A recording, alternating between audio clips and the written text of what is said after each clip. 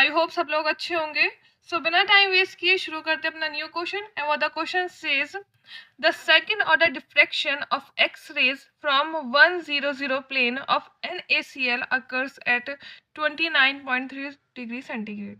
Second order diffraction है जो x raise का दिया हुआ उन्होंने कहा है कि जो प्लेन है वो 100 प्लेन है और NaCl का है जो कि 29.3 डिग्री सेंटीग्रेड पर अकर हो रहा है।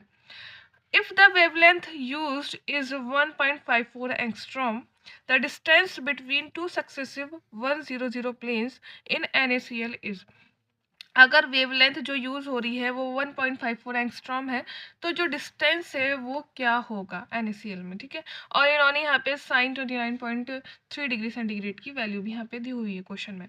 सो हमें क्या करना है, सबसे पहले इसका जो सेकंड ऑर्डर डिफ्रैक्शन है, जो हमें डिफ्रैक्शन का जो फॉर्मूला होता है वो उसको हमें लिखना होगा।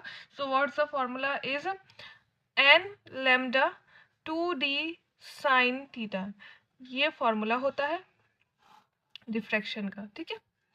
अब इन्होंने कहा है कि सेकंड ऑर्डर डिफ्रैक्शन है, क्योंकि अगर ये सेकंड ऑर्डर डिफ्रैक्शन है तो उसकी वजह से जो n है वो 2 हो जाएगा, क्योंकि ये क्या है, सेकंड ऑर्डर डिफ्रैक्शन है। सेकंड ऑर्डर डिफ्रैक्शन की वजह से जो n की वैल्यू आएगी वो आ जाएगी 2, ठीक है। और लैम्डा की वैल्यू जो है इन्होंने यहाँ पर दी हुई है। लैम्डा की वैल्यू कितनी दी हुई है यहाँ पर इन्होंने, वेवलेंथ, यानी लैम्डा क्या होता है, वेवलेंथ होता है। सो वेवलेंथ की जो वैल्यू है वो दी हुई है 1.54 एंगस्ट्रॉम, ठीक है। अब इसके बाद में हमें क्या देखना होगा, हमें डी फाइंड करना है।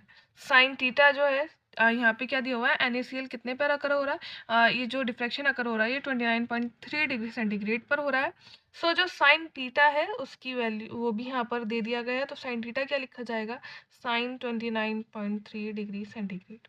ओके, इतना हो गया है। और जैसे ये साइन 29.3 डिग्री सेंटीग्रेड की यहाँ पे वैल्यू दी रखी है 0.48। ओके, अब हमें क्या करना है, हमें डी फाइंड करना है। सो हमें डी फाइंड करने के लिए क्या करना होगा, इस इक्वेशन को यहाँ पे लिख देते हैं। डी इज इक्वल्स टू क्या बन जाएगा, n lambda over 2 sine theta. This is the equation to find D. Okay, so अब हमें क्या करना है कि यहाँ पर लिख देते हैं हम d is equals to n, कितनी थी, एन की वैल्यू दी हुई है 2, मतलब क्योंकि सेकेंड ऑर्डर है। वेवलेंथ लैम्डा कितना है 1.54 ओवर 2 इंटू क्या बन जाएगा यहाँ पे, साइन 29.3 डिग्री सेंटीग्रेड। ओके, अब हम क्या करते हैं, यहाँ पे 2 से 2 कैंसिल हो जाएगा और यहाँ पे इसकी वैल्यू रख देते हैं जो कि दी हुई है यहाँ पर 0.48 दी हुई है। सो हम क्या करते हैं, रख देते हैं वैल्यू पहले 1.54 ओवर 0.48, ये वैल्यू हमने रख दी है। और हम इसको वैल्यू को जब हमने सॉल्व किया तो सॉल्व करने के बाद जो आएगा वो आएगा d is equals to 3.17 angstrom.